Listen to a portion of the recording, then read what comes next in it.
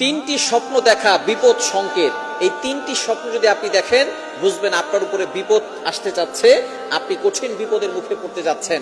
সুতরাং আপনি আগে থেকেই সতর্ক হয়ে যাবেন। আল্লাহ পাক রব্বুল আলামিন স্বপ্নের মাধ্যমে অনেক কিছু জানিয়ে দেন। সুতরাং এই স্বপ্ন কিন্তু অনেক সময় সত্য হয়। খারাপ স্বপ্ন দেখলে কখনো আপনি মানুষের কাছে বলতে যাবেন না, কারণ আপনি যখন মানুষের কাছে বলবেন, সে কিন্তু এটা যদি কোনো উল্টাপাল্টা ব্যাখ্যা করে, সাথে সাথে সেটা বাস্তবায়ন হয়ে যাওয়ার সম্ভাবনা আছে। এজন্য খারাপ স্বপ্ন, যেগুলো ভয়ঙ্কর স্বপ্ন, এগুলো কখনো মানুষের কাছে বলবেন না। এই স্বপ্নগুলো যিনি ভালো ব্যাখ্যাকার আছেন এবং স্বপ্ন সম্পর্কে জানেন, তার সামনে করবেন। হযরত ইউসুফ আলাইহিস সালাম স্বপ্নের সবচেয়ে বড় ব্যাখ্যাদাতা ছিলেন।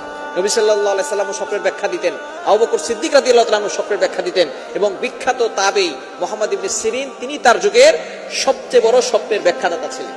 তিনি জানিয়ে দিয়েছেন কিছু কিছু স্বপ্ন এমন আছে যে স্বপ্নের মাধ্যমে বিপদ সংকেত আসে। নাম্বার 1, 1 নাম্বার হচ্ছে স্বপ্নে যদি কোনো ব্যক্তি সাপ দেখে, এবং বিশেষ করে স্বপ্নগুলো আপনি একেবারে রাতের বেলা, গভীর রাতে, রাতের শেষ অংশে, এই সময় স্বপ্নগুলো বাস্তব হয়ে থাকে এবং এর প্রভাব মানুষের উপরে পড়ে। দিনের স্বপ্নগুলো সাধারণত মানুষের উপরে পড়ে না।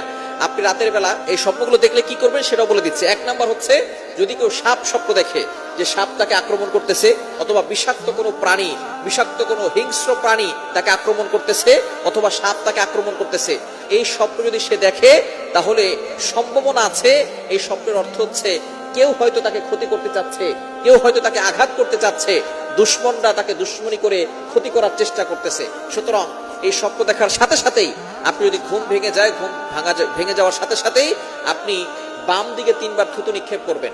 ফু দিবেন না, 3 বার থুতু নিক্ষেপ করবেন। এরপরে আউযু বিল্লাহি মিনাশ শাইতানির রাজিম পড়বেন, লা হাওলা ওয়ালা কুওয়াতা ইল্লা বিল্লাহিল আলিয়্যিল আযীম পড়বেন।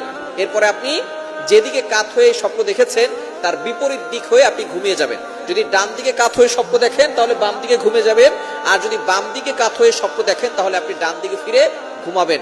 এই স্বপ্নের কথা কারো কাছে বলবেন না, ইনশাআল্লাহ আল্লাহর কাছে দোয়া করবেন, তাহলে আল্লাহ তাআলা এই স্বপ্নের প্রভাব থেকে আপনাকে হেফাজত করবেন। তাহলে 1 নাম্বার বিপদ সংকেতের স্বপ্ন হচ্ছে, যদি আপনি সাপ স্বপ্ন দেখেন, আপনাকে কামড় দিচ্ছে, অথবা আপনাকে ধাওয়া করতেছে, অথবা বিশাল বড় সাপ ভয়ঙ্কর রূপ ধারণ করছে, আপনার দিকে এগিয়ে আসতেছে, এই স্বপ্নগুলোর মানে হচ্ছে কেউ আপনাকে ক্ষতি করতে চাচ্ছে, আপনি আগে থেকে সতর্ক হবেন।